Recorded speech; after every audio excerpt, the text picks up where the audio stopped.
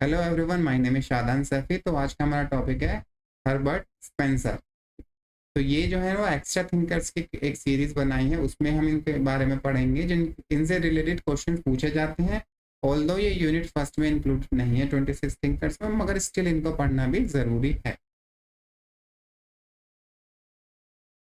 ठीक है, तो आइए देखते हैं हर्बर्ट स्पेंसर के बारे में। सबसे पहले हम इनकी लाइफ और कॉन्टेक्स्ट के बारे में पढ़ेंगे, क्योंकि जो इंसान की लाइफ और उसका सोशल एनवायरनमेंट होता है वो उसके आइडियाज़ को अफेक्ट करता है। तो सबसे पहले 1820 में बॉर्न हुए थे इंग्लैंड में। ठीक है, इंग्लैंड में ये याद रखना है। मिडिल क्लास को बिलोंग करते थे, नॉन कॉन्फॉर्मिस्ट थे, यानी कि जो सोसाइटी में जो वैल्यूज चल रही है होती थी या नॉर्म्स होते थे उसको वो फॉलो नहीं कर रहे होते थे, उसको नॉन कन्फॉर्मिस्ट कहते हैं। अब 9 चिल्ड्रन में सबसे एल्डेस्ट थे, ओनली वन टू सर्वाइव थे, यानी कि सिर्फ वही बचे अपने सारे बहन भाइयों में। उसकी वजह से देखो ये वाला जो चीज़ था ना, इसकी 9 में से एक ही अपने एडल्टहुड को पहुंच पाया। वही उससे सबसे ज़्यादा इन्फ्लुएंस किया था इनकी जो survival of the fittest theory थी उस चीज़ को। कोई कन्वेंशनल स्कूल उन्होंने कभी अटेंड नहीं किया था, घर पर ही उन्होंने पढ़ाई करी थी। उनके जो फादर और अंकल उनको पढ़ाया करते थे।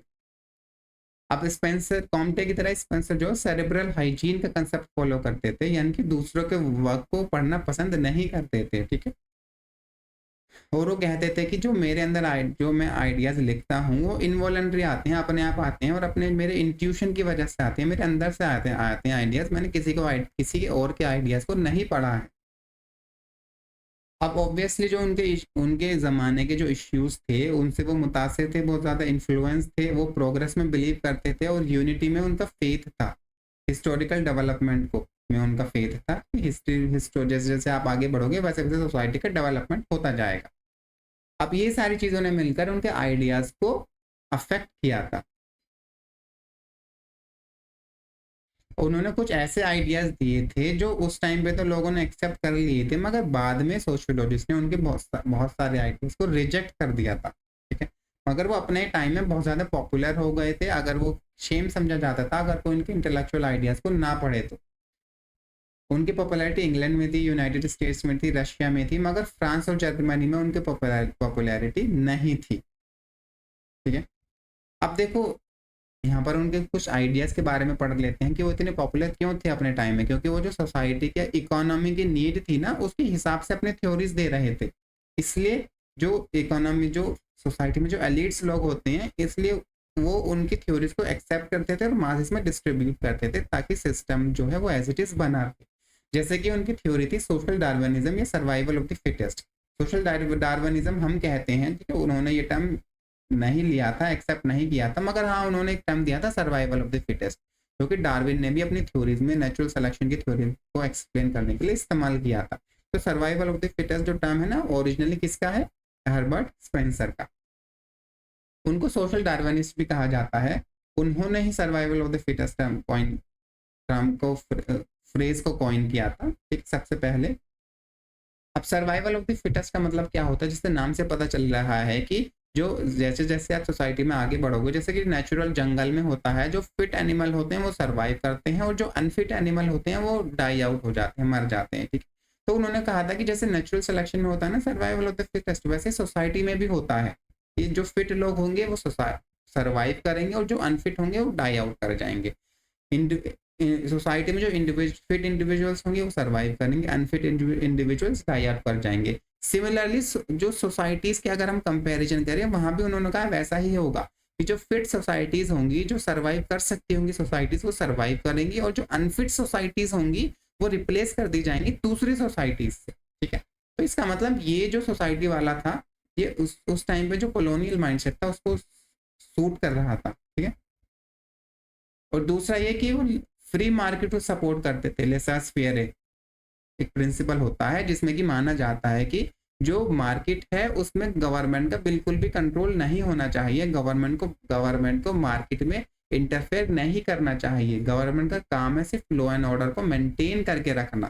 ठीक है, यानी कि मार्केट में जो इंडिविजुअल्स हैं उनको ओपन कंपटीशन में ला देना चाहिए, और गवर्नमेंट को ना प्रोटेक्शनिज्म का कोई, ना किसको फेवर देना चाहिए, ना प्रोटेक्शन करना चाहिए। ठीक है, ना ही सब्सिडी देनी चाहिए, कुछ नहीं करना चाहिए। इंडिविजुअल को छोड़ दो मार्केट में उनके हाल पे, वो बेस्ट होगा इकोनॉमी के लिए, सोसाइटी के लिए। इसको कहते हैं फ्री मार्केट। जैसे मैंने बता दिया थी, फिटेस्ट सोसाइटीज या फिर इंडिविजुअल सर्वाइव करेंगे और अनफिट जो है वो डाई आउट हो जाएंगे। इसकी वजह से क्या होगा, क्योंकि सिर्फ फिट इंडिविजुअल्स या सोसाइटीज ही सर्वाइव कर रही हैं, तो एक अडप्टिव अपग्रेडिंग हो जाएगी पूरी दुनिया की एज ए होल। तो देखो ये जो है ना, ये माइंडसेट एक तरह से इथनोसेंट्रिक माइंडसेट भी कह सकते हैं। आप किसी सोसाइटी को फिट कह रहे हो, किसी को अनफिट कह रहे हो, तो ये आपने अपने एक सोसाइटी के रेस्पेक्ट में ही तो दूसरे सोसाइटी को फिट कहा है। तो ये तो एक तरह से इनके जो आइडियाज थे वो कॉलोनियलिज्म को जस्टिफाई करने के लिए भी काम आ रहे थे, इसलिए वो इंग्लैंड में ज्यादा फेमस थे। अब आते हैं इवोल्यूशनरी डॉक्ट्राइन उनकी। उन्होंने कहा था जो सोसाइटीज होती है ना वो इवॉल्व होती हैं। अब कुछ ना कुछ डॉक्ट्राइन थे, ये थोड़ा सा ट्रिकी है, मगर इतना ज्यादा ट्रिकी भी नहीं है, आसानी से समझ आ जाएगा। अब जितने भी फॉर्म्स ऑफ नेचर होते हैं, चाहे वो माउंटेन्स हो, ट्रीज हो, एनिमल्स हो या ह्यूमंस हो, वो कुछ ना कुछ बेसिक एलिमेंट से बने हुए होते हैं। जैसे कि सारी जितनी भी चीजें हैं वो कार्बन, वाटर, मिनरल से बनी हुई होंगी, ठीक है। अब उन चीजों से ही, उन बेसिक मिनरल से माउंटेन बने हैं, उन बेसिक मिनरल से ही ट्री बने हैं, उन बेसिक मिनरल से ह्यूमन बॉडी बनी है। यानी कि जितने भी ट्रांसफॉर्मेशन होते हैं कुछ ना कुछ बेसिक एलिमेंट्स होते हैं, उससे एक हमें कॉम्प्लेक्स एलिमेंट्स देखने को मिलता है। अभी जो ट्रांसफॉर्मेशन होता है ना, इससे रिलेटेड कुछ ना कुछ नॉलेज होती है दुनिया में, या फिर उस नॉलेज को डिस्कवर किया जा सकता है, और वो नॉलेज एक टेस्टेबल नॉलेज होती है जिसको आप टेस्ट कर सकोगे, और सिस्टमेटिक होती है, हैजार्डस नॉलेज नहीं होती है, जैसे कि न्यूटन्स के लॉ थे जिनको हम टेस्ट कर सकते हैं, ठीक है।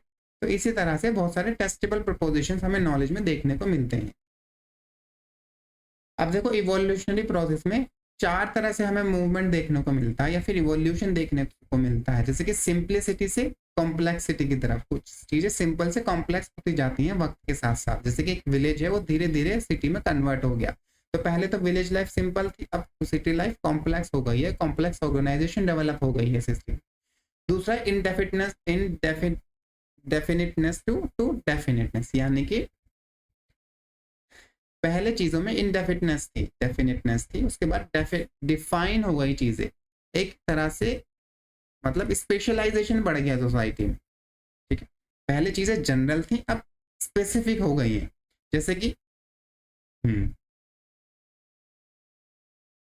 जैसे कि जो ओरिजिनल लैंग्वेज या एंशियंट लैंग्वेजेस होती थी वो सिंपल होती थी, उनमें ज्यादा वर्ड्स नहीं होते थे, ग्रामर भी सिंपल होती थी। मगर आगे जैसे जैसे वक्त गुजरता गया वैसे वैसे लैंग्वेजेस जो है वो कॉम्प्लेक्स होती गई, उनकी ग्रामर डेवलप करी गई और उनमें नए नए वर्ड्स जोड़ दिए गए। पुरानी लैंग्वेजेस को देखोगे तो भाई उनकी फिक्स्ड वोकैबुलरी थी, मगर अब जो है ना 10, 20, 50 या लाखों वर्ड्स एक्स्ट्रा ऐड किए जाते हैं लैंग्वेज में, और उसको बहुत ज्यादा एलोबरेट कर दिया जाता है, ठीक है। तीसरा पॉइंट है from relative undifferentiation of parts to increasing specialization, complex differentiation of structure and function. यानी कि पहले तो चीजें अनडिफरेंशिएटेड थी, यानी कि अनडिफरेंशिएटेड मतलब कि एक चीज का दूसरी चीज से आप डिफर नहीं कर पाओगे, ठीक है। मगर अब क्या है, अब स्पेशलाइजेशन बढ़ गया है, अब आप चीजों को अलग अलग कर दिया गया है। जैसे कि पहले क्या था कि एक इंसान अगर किसी एंशियंट सोसाइटी में रह रहा है तो वो एक फार्मर है, अपने खेतों में काम करने जा रहा है, घर पे आके अपने बच्चों को पढ़ा रहा है, अब खेत में काम करने के बाद वो ट्रेडिंग भी कर रहा है फसल की अपनी, ठीक है। तो एक तरह सब लोग यही काम कर रहे हैं, सब लोग किसान हैं, सब लोग अपने घर भी देख रहे हैं, अपने बच्चों को पढ़ा रहे हैं, और घर में भी कुछ ना कुछ छोटी मोटी इंडस्ट्री डाली हुई है, ठीक है। अब क्या होता है, मगर जैसे जैसे टाइम बढ़ता है तो सोसाइटी एक हमें स्पेशलाइजेशन देखने को मिलता है कि पढ़ाने के लिए अलग अलग हम आपको टीचर्स अवेलेबल हैं, ट्रेडर्स अवेलेबल हैं, एडमिनिस्ट्रेटर्स अवेलेबल हैं, डॉक्टर्स अवेलेबल हैं। पहले जो होते थे माँ बाप ही टीचर है, माँ बाप ही डॉक्टर है, माँ बाप ही फार्मर है, सबका माँ बाप कर रहे हैं अपने बच्चों के लिए। मगर आपको अब सोसाइटी में क्या होगा, जैसे जैसे सोसाइटी आगे बढ़ी वैसे डिफ्रेंसिएशन देखने को मिला, ठीक, स्पेशलाइजेशन देखने को मिला, ठीक है। अब आते हैं, एक होती है अनस्टेबल कंडीशन से एक स्टेबल कंडीशन में मूवमेंट होगा इवोल्यूशन में। जो होती क्या थी, आपको एक अनस्टेबल कंडीशन से एक स्टेबल कंडीशन देखने को मिली, जैसे कि फॉर एग्जांपल पहले बहुत सारे ट्राइब्स या बहुत सारे जो किंगडम्स होते थे आपस में फाइट करते रहते थे एक दूसरे से, तो एक अनस्टेबल कंडीशन थी। मगर अब क्या हो गई, सारे किंगडम यूनाइट करके एक तरह से एक नेशन स्टेट बना लिया। जो मॉडर्न कंट्रीज हैं वो नेशन स्टेट्स ही तो हैं। यहाँ पर अब एक स्टेबल कंडीशन को उन्होंने अचीव कर लिया है, तो अनस्टेबिलिटी से स्टेबिलिटी की तरफ इवोल्यूशन देखने को मिलेगा, ठीक है। तो ये 4 कंडीशन थी, सिंपल टू कॉम्प्लेक्स, ठीक है, indefiniteness to definiteness, undifferentiation to specialization, और unstable to unstability to stability, ठीक है। अब आते हैं ऑर्गेनिक एनालॉजी में। स्पेंसर ने कहा था कि जो सोसाइटी है ना, एक बायोलॉजिकल ऑर्गेनिज्म की तरह है। सोसाइटी एक सुपर ऑर्गेनिक एंटिटी है, जैसे कि हमारी बॉडी में होता है ना, जैसे हमारी बॉडी में होता है कि हमारे जो बॉडी पार्ट्स होते हैं वो एक दूसरे के पे डिपेंडेंट होते हैं और एक दूसरे की मदद करते हैं। जैसे कि हार्ट है वो पूरे सब में ब्लड सर्कुलेट करेगा, माइंड है वो हमें थिंकिंग में मदद करेगा, ठीक है, हमारे हैंड्स हैं उससे हम बहुत सारे काम कर सकते हैं। अब कोई पार्ट्स इंडिपेंडेंट वर्क नहीं करता, सबको एक दूसरे की जरूरत होती है, हमारे सारे बॉडी पार्ट्स को, ठीक है। तो वैसे ही सोसाइटी होती है, सोसाइटी में अलग अलग जो पार्ट्स होते हैं आपस में इंटरडिपेंडेंट होते हैं, एक दूसरे पर डिपेंडेंट होते हैं और एक दूसरे के लिए कुछ ना कुछ फंक्शन परफॉर्म कर रहे होते हैं। तो इस तरह से सोसाइटी को हर्बर्ट स्पेंसर ने एक ऑर्गेनिज्म से कंपेयर किया था। और हर एक पार्ट है ना सोसाइटी का, उसको कुछ ना कुछ फंक्शन होता है। जैसे हमारी बॉडी में हर एक पार्ट का कुछ ना कुछ फंक्शन होता है ना, वैसे सोसाइटी में हर एक पार्ट का कुछ ना कुछ फंक्शन होगा पूरी सोसाइटी के मेंटेनेंस के लिए। जैसे इनकी डेफिनेशन देख लेते हैं। Society is a total system of elements of social organization and their interdependent functions. ऐसा सोशल ऑर्गेनाइजेशन है सोसाइटी में पार्ट्स का, एलिमेंट्स का, जिनके फंक्शन इंटरडिपेंडेंट है। एक पार्ट दूसरे पार्ट्स पर डिपेंड करता है, दूसरा पार्ट पहले पे डिपेंड करता है। ये दो पार्ट्स यानी कि हर जितने भी पार्ट्स हैं ना वो आपस में इंटरडिपेंडेंट हैं, ठीक है, समझ गए आप। अब दूसरा है कि whole is more than the sum of the parts. अब देखो, अब आपने एलिमेंट्स को इकट्ठा करके रख दिया और उनसे सोसाइटी बन गई, तो हमेशा जो सोसाइटी बनेगी ना वो इन एलिमेंट्स के एग्रीगेट से कहीं ज्यादा है। आपने फॉर एग्जांपल की सोसाइटी बन रही है लोगों से, लोगों को आपने इकट्ठा कर दिया, सोसाइटी बन गई, मगर जो सोसाइटी है ना वो लोगों को कंट्रोल करने लगती है, ठीक है। तो सोसाइटी जो है ना वो लोगों से एक बड़ी यूनिट होती है, बनी तो वो लोगों से है मगर वो एक अपने अलग एग्जिस्टेंस में आ जाती है और फिर लोगों को कंट्रोल करने लगती है। जैसे कि हाउस है, हाउस अपने ईंटों से और लकड़ी से तो बनाया है, मगर हाउस को सिर्फ ईंट और लकड़ी नहीं कह सकते ना। हाउस अब अपने आप में एक अलग रियलिटी है। वो सम ऑफ द पार्ट्स को सिर्फ ईंटों को जोड़ दो तो हाउस बन जाएगा, नहीं, एक अलग है। हाउस ज्यादा है ईंट सिर्फ और सिर्फ ईंटों से। अब वैसे ही सोसाइटी जो है ना ऑर्गेनिज्म से तो उन्होंने कंपेयर किया, मगर वो एक सुपर ऑर्गेनिक एंटिटी है, वो ऑर्गेनिज्म से लेवल ऑर्गेनिज्म के लेवल से अबव लाई करती है। ऑर्गेनिज्म वो कैसे कि जैसे ऑर्गेनिज्म में क्या होता है कि जो किसी भी ऑर्गेनिज्म के पार्ट्स होते हैं वो पूरे होल के बेनिफिट के लिए काम कर रहे होते हैं। जैसे कि किसी इंसान का जो हार्ट है वो पूरी बॉडी के बेनिफिट के लिए काम करेगा, इंसान का ब्रेन है पूरी बॉडी के बेनिफिट के लिए काम करेगा। मगर हर्बर्ट स्पेंसर का कहना था कि सोसाइटी में क्या होता है कि जो पूरे होल होता है वो पार्ट्स को बेनिफिट देने के लिए काम करता है, यानी कि पूरी जो सोसाइटी है वो इंडिविजुअल बेनिफिट के लिए काम कर रही होती है। समझ गए आप। जितने भी सोशल इंस्टीट्यूशन सोशल सिस्टम होगा वो इंडिविजुअल को बेनिफिट कराएंगे, पार्ट्स को बेनिफिट कराने के लिए काम कर रही होगी, ठीक। तो यहाँ पर इनका जो फोकस था ना वो इंडिविजुअल पे था, याद रखना। जबकि हमने कॉम्टे में पढ़ा था उनका फोकस फैमिली पे था। तो यहाँ पर जो हर्बर्ट स्पेंसर ने सोशल यूनिट कहा है वो इंडिविजुअल को एज ए सोशल यूनिट देखा था। अब इवोल्यूशनरी डॉक्ट्राइन तो हमने देख लिया। अब देखते हैं कि इवोल्यूशन में उन्होंने क्या क्या कहा था। उन्होंने कहा था कि सोसाइटीज जो होती हैं वो दो तरह के इवोल्यूशन दिए थे उन्होंने। पहले ही देख लेते हैं कि evolution from simple to complex societies. सबसे पहले सोसाइटीज सिंपल होती हैं, ठीक है। उसके बाद ठीक है बहुत सारी फैमिली से मिलकर सोसाइटी बस सिंपल सोसाइटी बनी होती है, जैसे कि ट्राइबल सोसाइटीज है, ठीक। उसके बाद सॉरी मान लो कुछ फैमिलीज आपस में एक साथ इकट्ठा रह रही हैं एक इस अलग लोकेशन पर, तो सिंपल सोसाइटी कहलाएगी। अब वो बहुत सारी फैमिलीज होती हैं एक साथ जुड़ती हैं क्लाइंट्स बना लेती हैं, तो कंपाउंड सोसाइटी में एक कंपाउंड सोसाइटी में इवॉल्व हो गई हैं।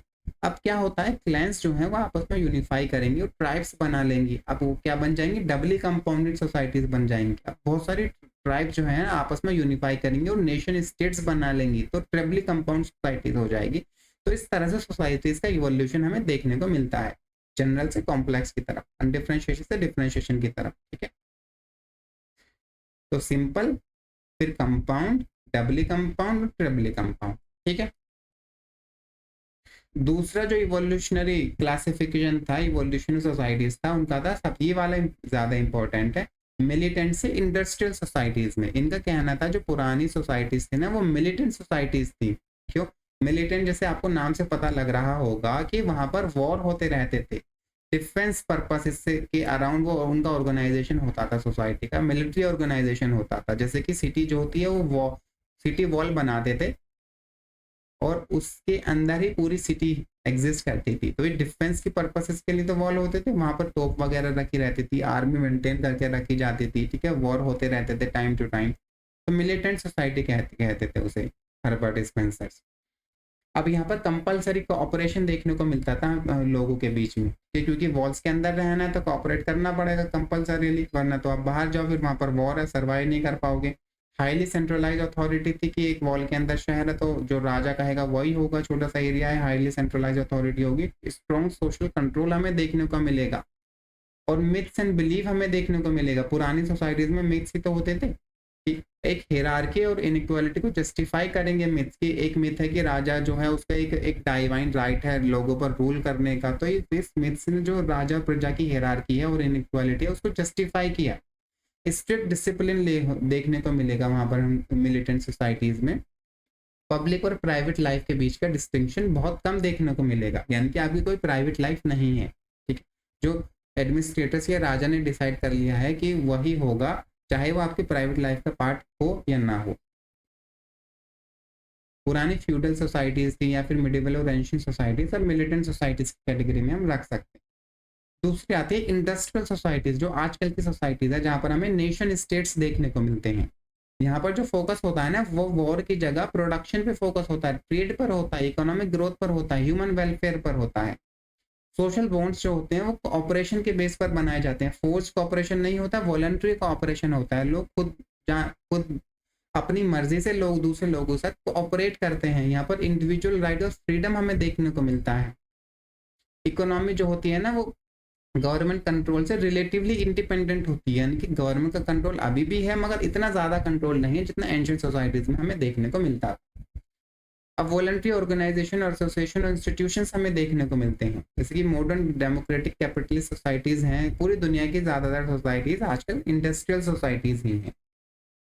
अब स्पेंसर ने कहा था कि जो मिलिटेंट और इंडस्ट्रियल सोसाइटीज हैं ये आइडियल टाइप्स हैं। आइडियल टाइप्स टर्म को उन्होंने यूज नहीं किया था, वो मैक्स वेबर ने किया था, मगर हम समझाने के लिए आपको बता रहे हैं क्योंकि ज्यादातर लोगों को आइडियल टाइप्स का मीनिंग पता होता है, यानी कि रियलिटी में एग्जिस्ट नहीं करती है, बल्कि ये आइडियल टाइप्स हैं। रियल सोसाइटीज जो होंगी ना उन दोनों के बीच में कहीं लाई करेंगी, यानी कि रियल सोसाइटीज मिलिटेंट और इंडस्ट्रियल सोसाइटीज का एक मिक्सचर होंगी। कोई सोसाइटीज जो है वो इंडस्ट्रियल, जैसे कि अगर यहाँ पर एक मिलिटेंट सोसाइटीज है एक स्पेक्ट्रम में और इंडस्ट्रियल सोसाइटीज हैं, तो इस स्पेक्ट्रम में डिफरेंट डिफरेंट दुनिया की सोसाइटीज लाई करेंगी। कोई इंडस्ट्रियल सोसाइटीज के ज्यादा करीब होगी, कोई मिलिटेंट सोसाइटीज के ज्यादा करीब होगी, ठीक है।